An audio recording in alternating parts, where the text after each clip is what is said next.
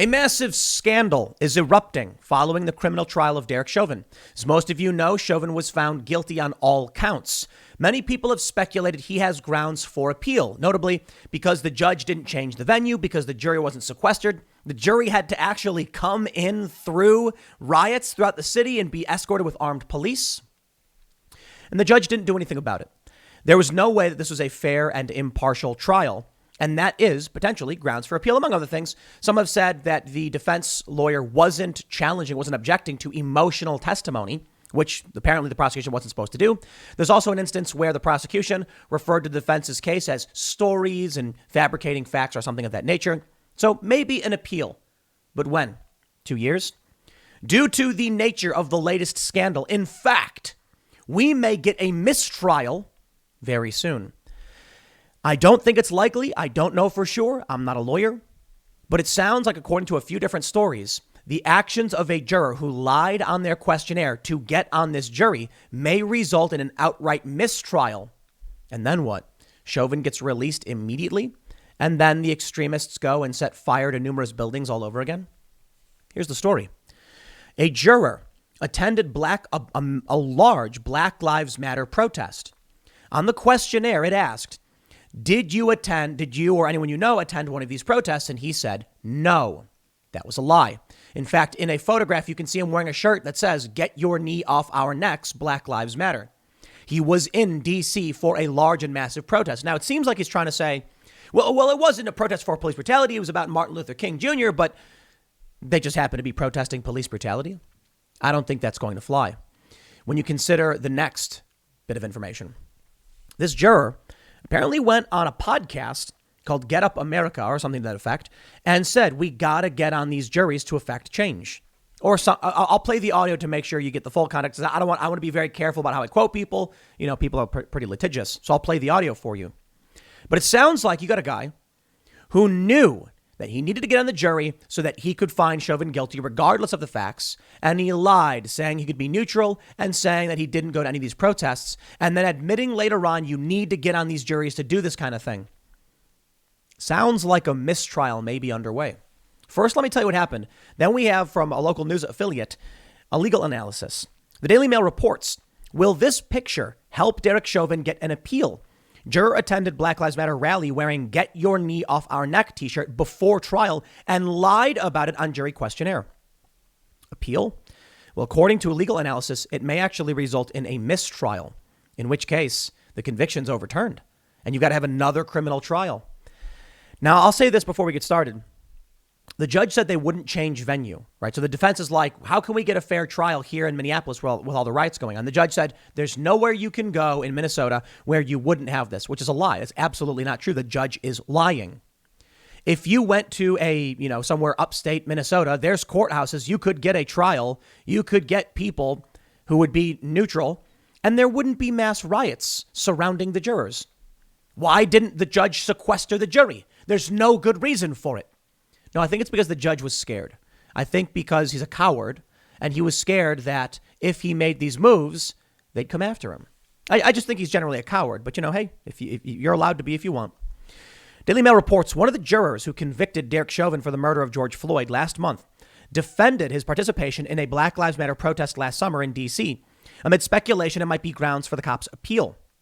A photo posted on social media shows Brandon Mitchell attending an August 28th event to commemorate Martin Luther King Jr.'s I Have a Dream speech during the 1963 March on Washington. It shows Mitchell, a high school basketball coach, standing with two other men and wearing a t-shirt with a picture of King and the words, "Get your knee off our necks" and Black Lives Matter. He is also wearing a baseball cap printed with the words Black Lives Matter. Mitchell has admitted the photo is of him from that date, but defended attending the rally, claiming it was not explicitly a protest against police or a commemoration for George Floyd. Except if you watch the clips, they say, we are here for George Floyd. We are here for Breonna Taylor. So, but it wasn't specifically semantics. There was a rally. One of the core components was police brutality. I mean, it was a Black Lives Matter rally.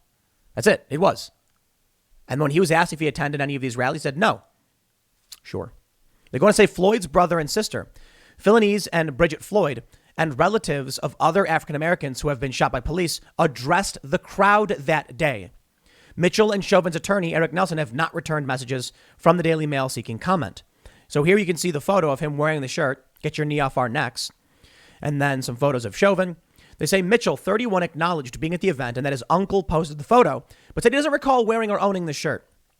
Mitchell was one of 12 jurors who convicted Chauvin of second-degree and third-degree murder and second-degree manslaughter. Mitchell, the first juror to go public, spoke to several media outlets last week, including the Associated Press. He said, "I'd never been to D.C. The opportunity to go to D.C., the opportunity to be around thousands and thousands of black people, I just thought it was a good opportunity to be part of something." So let me get this straight.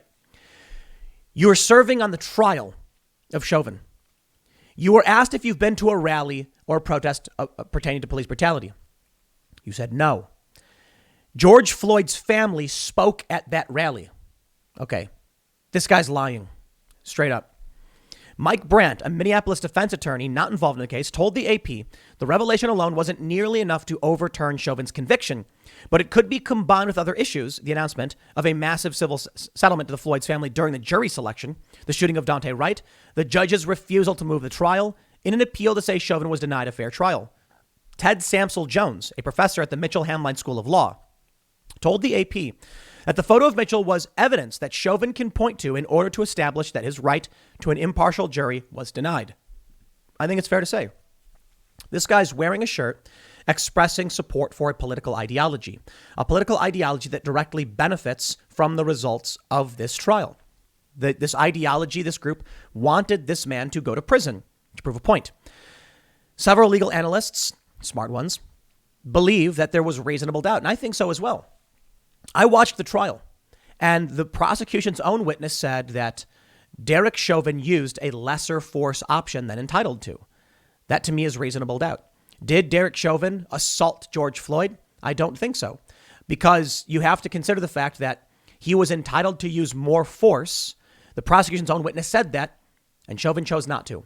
So it sounds more like Chauvin was trying to restrain a man, albeit rather poorly. I'm not a fan. I'm not happy with anything that happened in this case. But for now, it looks like justice is not being served. They say an appeal. Really, an appeal. What about a mistrial? We jump over to CBS Minnesota, WCCO. Derek Chauvin, juror Brandon Mitchell's participation in D.C. March could help appeal, legal experts say. Okay, but let's read more. They say, they go to mention the story we already know. They say that he was wearing the shirt. Floyd's family spoke at that march. Mitchell told WCCO he was there to take part in a voter registration rally, not to protest, and that he was an unbiased juror. Quote, "It was huge to get people geared for voter turnout. So being part of that, being able to attend, the same location where Martin Luther King gave his speech was a historic moment. Either way, I was going to D.C. for this event, even if George Floyd was alive." See, that's an excuse. The family was speaking there. I'm sorry, that's a rally for this. And he says he was wearing the T-shirt because of circumstances of 2020 and not because he was attending what he believed to be a protest focused solely on Floyd. Solely on Floyd, he says, huh? Not even close. A number of legal sources, including those familiar with the trial, told WCCO this juror at minimum will have to be questioned in what's called a Schwartz hearing. And depending on his answers, a mistrial could be declared. I hope you're ready, Minnesota, because I ain't going to be defending you. If you choose to stay in a place like this, where things like this are going on, I'm sick of it. I'm absolutely sick of it. I am sick of people defending what these blue cities are doing. Stop. Leave. Too bad. If you're living on an island and a volcano is about to erupt and you're like, but I don't want to move. Okay, have fun. Enjoy your volcano. Look at what's happening in this city, in this state. How long has it been? It's only been a couple of weeks and already we're getting another potential for an eruption of mass rioting. The Target that was looted apparently put up a mural that looks like people celebrating it being burned down or the city being burned down. Apparently they burnt down affordable housing during the peak of the riots. People said to me, maybe the judge in the case was thinking we just get through this one trial and everything goes back to normal. Sure, maybe. I really doubt it. So maybe these really dumb people thought once this trial is over, we'll get some peace and calm and things will get better. And now a scandal erupting where one of the jurors lied on their questionnaire and it could result in a mistrial. Maybe it won't. I don't know for sure. I'm not a lawyer. Maybe it won't. What do you think is going to happen if it does? They just had this conviction. Everyone's jumping up and down, singing, celebrate, good times, come on. And then the judge goes, sorry, this guy, he lied. We have no choice. It's not an appeal. It's a mistrial, like that. And then Chauvin gets released pending the next trial date, and people go and burn down several buildings. I will say I don't think a mistrial will be declared, though. You know why? Because the judge, in my opinion, has already proven himself to be spineless. He's already proven himself to be a coward.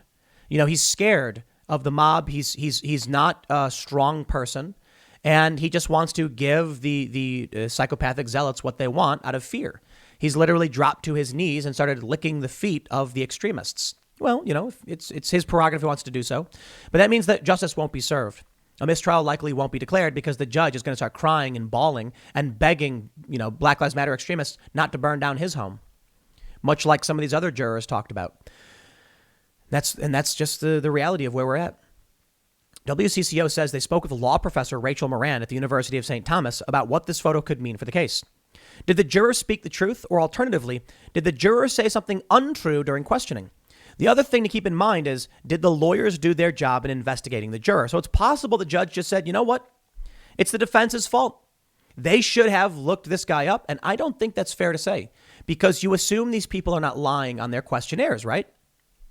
Before being selected, Mitchell filled out this questionnaire. On it, he said he never attended protests over police brutality in Minnesota or beyond.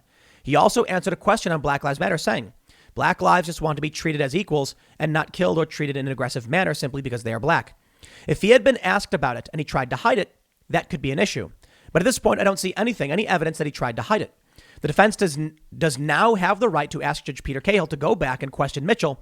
Then Cahill can decide if the verdict will stand. Quote, I think it's really important for the viewers at home to know it's really hard to overturn a conviction, and courts are especially reluctant to interfere with the jury deliberation process, Moran said.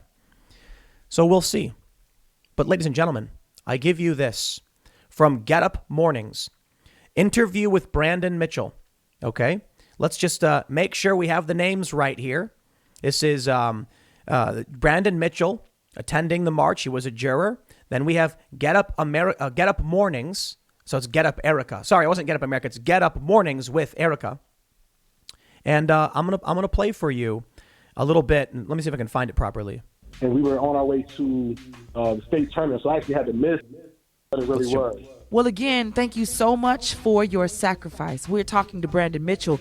He was juror number 52 in the Derek Chauvin murder trial. Brandon, before we wrap, many people don't like jury duty and probably wouldn't respond to the letter that you get in the mail. So what message would you leave to those about saying yes to jury duty? I mean, it's important. If we want to see some change, we want to see some things going differently, we got to get out there and get into these avenues and get in these rooms to try to spark some change. And that's jury duty is one of the things. Jury duty, voting, all of those things are things we got to do. And how can people follow you on social media or tune into your podcast? Oh, don't forget, he's got his own podcast he's promoting. That's right. All right, look. This guy said, if you want to get up and affect change, you got to go into jury duty. Sure. He's not wrong about that. I actually agree with that statement. I think it was a good statement. I think jury duty's awesome. I understand the challenge, getting served a jury duty summons or whatever it's called for me, where I work every single day, would be absolutely devastating, because my company is it's not good to say, but predicated upon me. And we're definitely trying to change that and launch new shows. TimCast.com is going to be rolling out major upgrades and updates and new content, but it'll take time to do. So we're trying to make sure that we can grow a media company that has other personalities, other shows. But right now, look, if I got called for jury duty, we'd be in trouble, especially if it was something that took weeks. I don't see how that would be even possible for someone like me. But you know what? I got to admit, jury duty is important. It does affect change. If people don't want to be on a jury, the joke is, the problem with a jury trial is that you're going to be judged by a jury of people too stupid to get off of jury duty. That's the joke. No, I think a lot of people believe in the process and they're like, this will be interesting. I'd like to be on this case. The challenge, I suppose, is when someone gets summoned for jury duty and, they run a business or they have no way to take time off. It's tough, but you do have your civic duty, so it has to be done. We'd find a way to make it work. Here's the important point, though, because I like the idea of jury duty, especially. The point is, this guy goes on an interview and says, get on these juries if you want to affect change. What did we see? We see his motivation now. He didn't want to bring about an impartial verdict. He didn't want to judge the case on its merits. He lied in more ways than one. When he was asked if he could be neutral or objective, and he said yes, he was lying. We know because he's saying now he wanted to affect change. You got to do this. You got to get on these juries. Then you look at how he lied about attending the other Black Lives Matter rally with the shirt on, referencing George Floyd, where Floyd's family was speaking. Man, you know, I don't think there will be a mistrial. And if there isn't, then, we already see that justice is dead in this country. Gone are the days of principled individuals, men like Ben Franklin and Blackstone. Blackstone's formulation: it is better that 10 guilty persons escape than one innocent person suffer. I had a conversation last night on the IRL podcast with Libby Emmons of the Post Millennial, and I said, at this point, conservatives should be just calling for abolishing police in places like New York. Why? Well, first of all, conservatives don't really live there. Second of all, the people there voted for it, and people should have a right to defend themselves. At this point, you see cops arresting small business owners, harassing churchgoers, and Black Lives Matter gets to do whatever they want. This is why I say that. Because the cop might be neutral and say, look, I'm going to arrest both of you, but we know who is going to get thrown under the bus, not Antifa. It's going to be the conservative. In this instance, you can see the corruption of the judicial system. Chauvin may not be a good person. Apparently, he averaged around 1 complaint per year. I think that's kind of good. I mean, look, if you're a cop and you arrest somebody, people don't like being arrested. They're going to file complaints against you. Now, he may have done something wrong. I do think there was reasonable doubt. Far be it from me to judge. If an impartial jury actually came to a decision, I'd respect it. But this is far from an impartial jury. We now see the judges, the DAs, they are spineless cowards, all of them. They don't care about this country. They don't care about the rule of law. They are not willing to die on their feet. They would rather live on their knees. Well, I will not support that. If you want to be a sniveling coward on the ground, begging the extremists to leave you be, so be it. But I will be the person standing defiantly saying no, period. So when I look at these police departments, when I look at Portland and Seattle and I see all of these cops resigning, you know what that says to me? The cops leaving are the good cops saying, I will not be party to this. You know why? It's like I said, you put a Trump supporter in the street, you put a Black Lives Matter person in the street, and the Black Lives Matter person could get arrested and the DA will cut him loose right away. And the Trump supporter will get arrested and the DA will say, lock him up. Now, sometimes it's because Antifa knows better.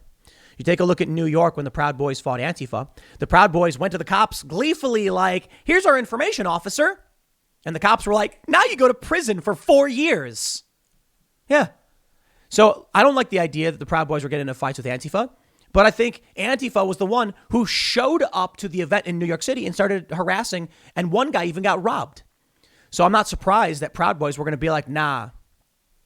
You've got several Antifa in front of you in a street. And you want to walk past that street. They said, okay, here we go. They shouldn't have done it.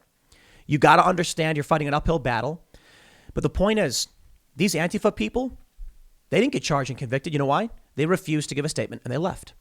The cops took the information of these Proud Boys and now they are in prison.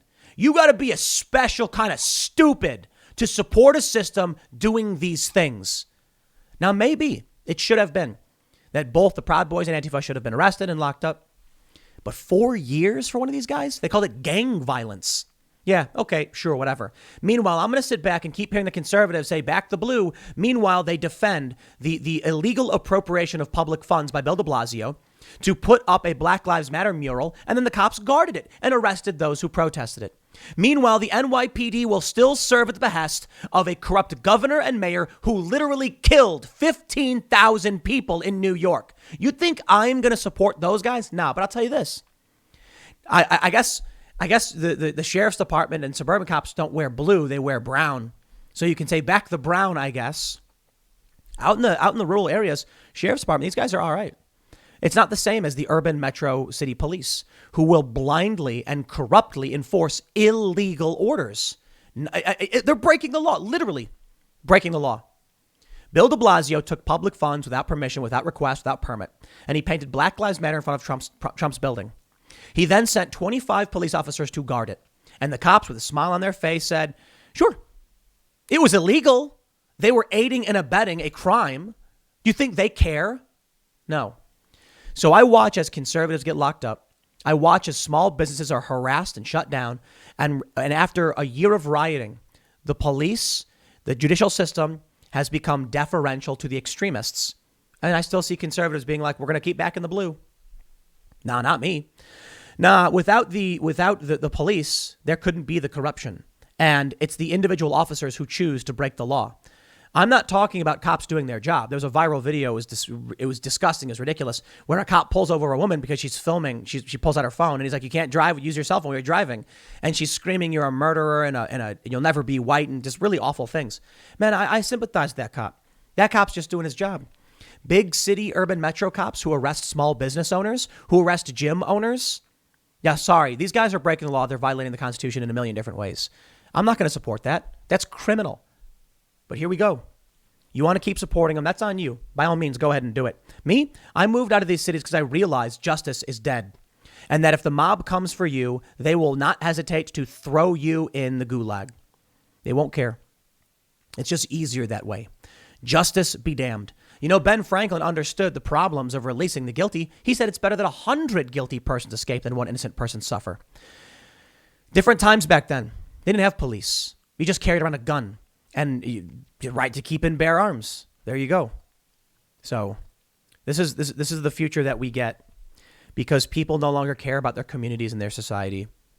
And so be it. For me, I'll move out to the middle of nowhere and say, just leave me alone. Because I stayed in the city. I fought and I continue to fight in this way. But maybe that's the part of the problem. And I don't know what you can do. Now, I tell people this. Before the election, I was absolutely defending the cops. When these arguments did not work, then maybe it's time you realize the people in these cities want this. I'm sick and tired of hearing people say, they don't really want it. They don't really want to defund the police or abolish the police. I don't care what they really want. They called for it. They voted for it. They get it. Stop protecting it. This is going to keep happening.